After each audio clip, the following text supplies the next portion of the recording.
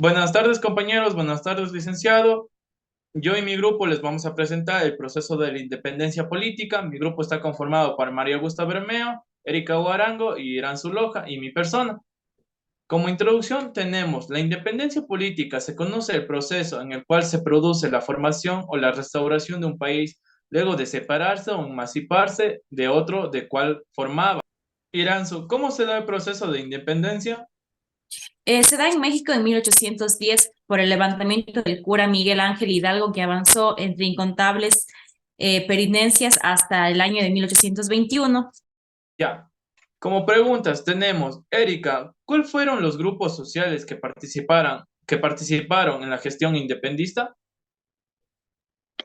Los grupos que participaron en esta gesta fueron los criollos, que integraban el ejército y defendían los intereses coloniales; la iglesia, que en general se adhirió a la causa realista; los indígenas preferían servir a los españoles; los afrodescendientes y los mestizos. María Augusta, ¿qué sucedió de una vez acabando la independencia en el mercado mundial?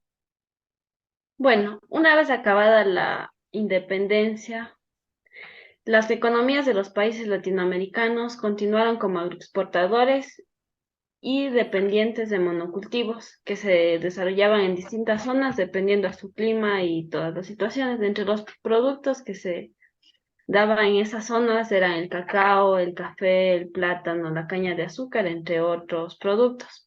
De modo que en lo económico, el modelo productivo colonial no sufrió variaciones significativas.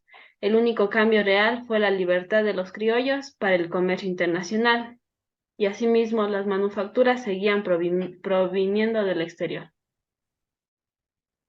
Iranzu, ¿cuáles son las causas de la independencia latinoamericana?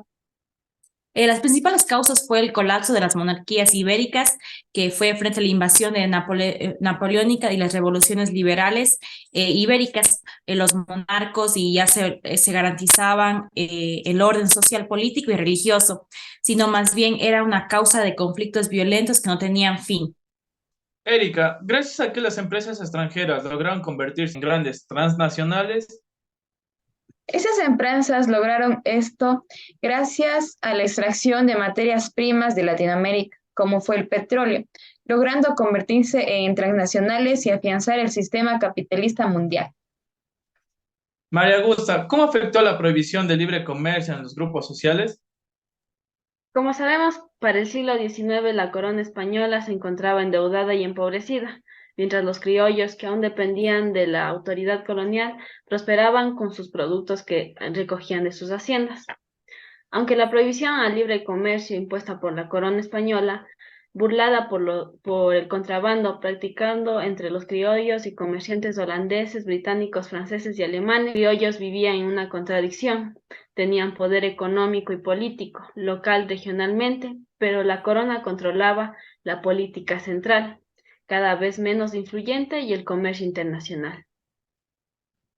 Erika, ¿cuál fue la principal fuente de ingresos para la República de Latinoamérica? La principal fuente de ingresos fue la inversión de capital extranjero, donde los países que más intervinieron en este proceso durante el siglo XIX fueron Alemania, Inglaterra y Francia, que dirigieron sus préstamos a la extracción de materias primas que exportaban para elaborar productos que luego eran comprados por los países latinoamericanos.